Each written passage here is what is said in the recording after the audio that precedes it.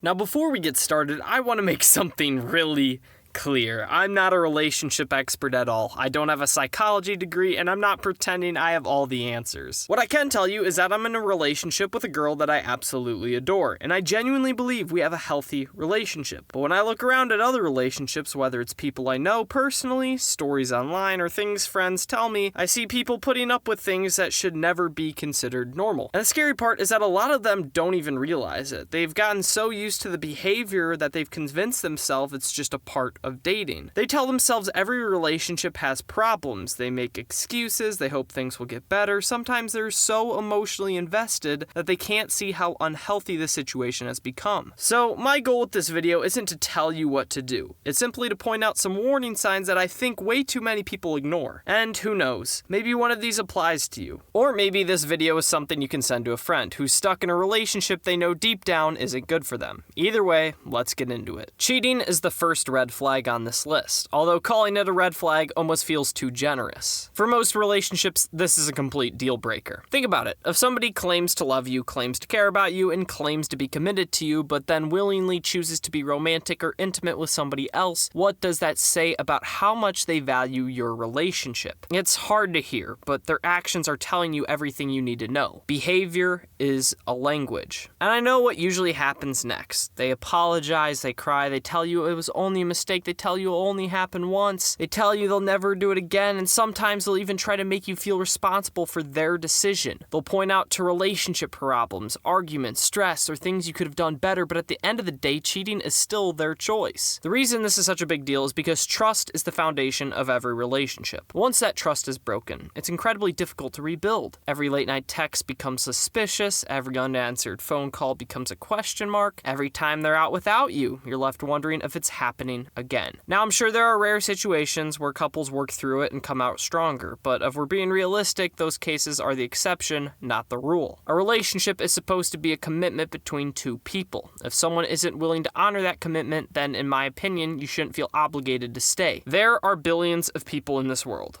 Don't spend your life chasing someone who already showed you that they were willing to lose you. The second red flag is blatant disrespect. And honestly, this is another one that should be a deal breaker in most situations. Now, I want to be clear here because disrespect can mean a lot of different things. Every relationship is going to have disagreements. Every person is going to say something that they regret from time to time. We're human. We make mistakes. That's not what I'm talking about. I'm talking about the kind of disrespect that becomes a pattern. The kind that keeps showing up over and over again. The kind that makes you feel small. Maybe every time you make a silly mistake, they make you feel like you're the dumbest person on the planet. Maybe they constantly talk down to you. Maybe they embarrass you in front of other people, make jokes at your expense, or act like your opinions don't matter. Maybe they treat your goals, interests, and feelings like they're stupid. Over time, that stuff starts to wear on you. You begin questioning yourself, you stop speaking up, you start walking on eggshells because you're worried about being criticized again, and before you know it, you've accepted a version of yourself that is far smaller than the person you actually are. In some cases, blatant disrespect can even become a form of manipulation. If someone constantly makes you feel worthless, eventually you might start believing that nobody else would want you either. And that's a dangerous place to be. A healthy relationship should build you up, not tear you down. If somebody repeatedly treats you like you're less than them, less intelligent than them, or less valuable than them, that's not love. Respect is one of the most basic requirements of a healthy relationship in all forms. And if they don't respect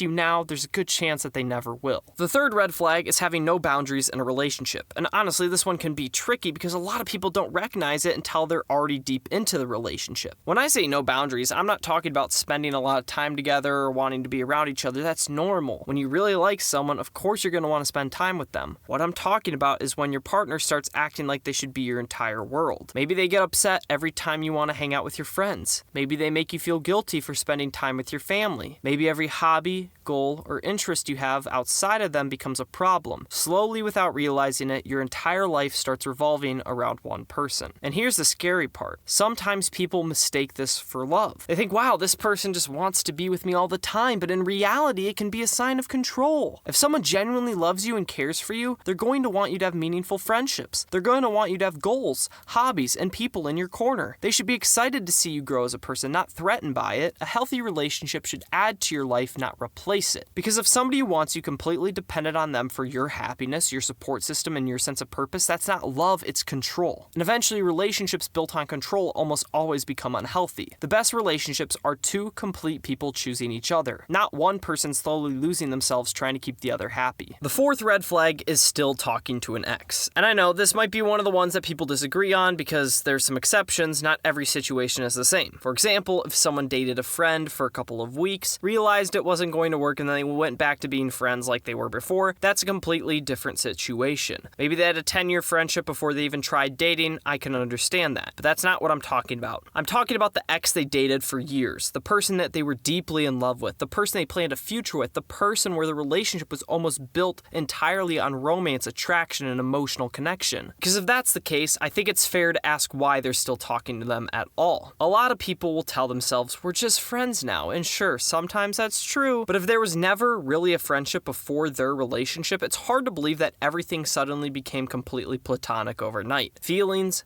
don't always disappear just because the relationship ended. Oftentimes, they really don't. I've seen this in my own life. The people I briefly talked to or went on a couple dates with, I can still be friendly with them if I run into them. But the girls where the entire connection was based on trying to build a romantic relationship, once that chapter ended, so did our relationship. That's why this can be such a major red flag. If your partner is constantly texting, calling, or spending time with someone that they once loved, it's reasonable to question whether that door is really closed. And if you're constantly feeling like you're competing with someone's past, that's not a healthy place to build a future. The fifth red flag is dishonesty, and honestly, no pun intended, this one might be even more important than people realize because every healthy relationship is built on one thing: trust. Think about it. If somebody is constantly telling you one thing and doing another, how are you supposed to feel secure in that relationship? Maybe it's a little lies at first. Maybe they tell you they're somewhere when they're actually somewhere else. Maybe they hide things and act like it's no big deal when you find out. Maybe you catch them red-handed, and instead of taking responsibility, they try to convince you that you're overreacting. That's where dishonesty, once again, kind of turns into manipulation. Suddenly, the conversation isn't about the fact that they lied, it's about why you're upset that they lied. They try to make you feel crazy for noticing something that shouldn't have happened in the first place. The problem is that trust isn't something you can turn on and off. Once you start questioning whether someone is telling the truth, it spreads into every area of the relationship. You start wondering if they're being honest about where they're going, who they're talking to, what they're feeling, and what their intentions are with you. And if you're thinking about spending your life with somebody one day, trust becomes even more important. You need to know that when they tell you something, you can believe them, not 90%, not 95% completely. Because at the end of the day, what kind of relationship do you really have if you can't trust that person to begin with? Love requires trust. Respect requires trust. Commitment requires trust. And if dishonesty becomes a pattern, eventually the entire relationship starts to fall apart. The sixth red flag is the refusal to take accountability. And this one is bigger than most people realize because every single person is going to make mistakes. You will, I will, your partner will. Nobody gets through a relationship without occasionally saying the wrong thing, making a bad decision, or hurting the other person's feelings. The question isn't whether mistakes will happen, the question is what happens afterwards. Let's say your partner says something that hurts you. Maybe they make a rude comment, dismisses your feelings, or snap at you during a stressful day. A mature person can look at that situation and say, you know what, I was wrong, I'm sorry, will you forgive me? That doesn't make them perfect, it makes them accountable. But some people do the exact opposite. The moment they're confronted, they get defensive. They start making excuses, they shift the blame. Somehow the conversation goes from what they did wrong to everything you've ever done wrong. Instead of owning their mistake, they spend all their energy trying to prove themselves. And over time, that becomes exhausting. You start realizing that every disagreement turns into a courtroom when they have to win, instead of a conversation where both people are trying to grow. Nothing else gets resolved because they're never willing to admit fault. When you're dating somebody, you're evaluating the qualities they'll bring into a future marriage or long-term relationship, and heaven forbid, these are going to be values that you're teaching your kids. If they can't take accountability for the small things, what happens when bigger problems come along later? A healthy relationship isn't built on perfection. It's built on two imperfect people who are humble enough to admit when they're wrong. If someone refuses to take accountability, that's a major red flag because growth becomes almost impossible when one person believes they're never the problem. Our seventh red flag is misaligned values, and unlike some of the other things on this this list, this one isn't necessarily about someone being a bad person. They might be a great person. You might be two great people. In fact, you could be the most two kind, respectful, and loving people, and you still aren't meant to be long-term together because they're heading in a completely opposite direction from you. That's the reality a lot of people don't want to accept. A successful relationship, long-term, requires two people pulling towards the same future. Not a perfect future, but a shared one. Not a perfect two people, but a people who share the same vision. If one person wants to live one way and the other person wants to live completely different, eventually those differences become impossible to ignore. They show up in a lot of areas. Maybe it's faith, maybe it's finances, maybe it's where you want to live, maybe it's whether you want to have kids, how many kids you want to have, how you want to raise your family, or what type of lifestyle you want to build. Those aren't small disagreements about what movie to watch on a Friday night. Those are major life decisions that shape the future. For me personally, I'll be vulnerable for a second. My faith is one of the most important things in my life. I am a very devoted Christian. I know I need to be with somebody who shares that commitment. Not because I think I'm better than anyone else, but because I want a relationship built around the same foundation and moving towards the same goals. That's something I simply couldn't compromise on. On the other hand, there are things that I do like that aren't as important, like watching movies. If my girlfriend didn't enjoy movies, that wouldn't be a deal breaker. We'd figure it out. Thankfully, she does really like movies too, though.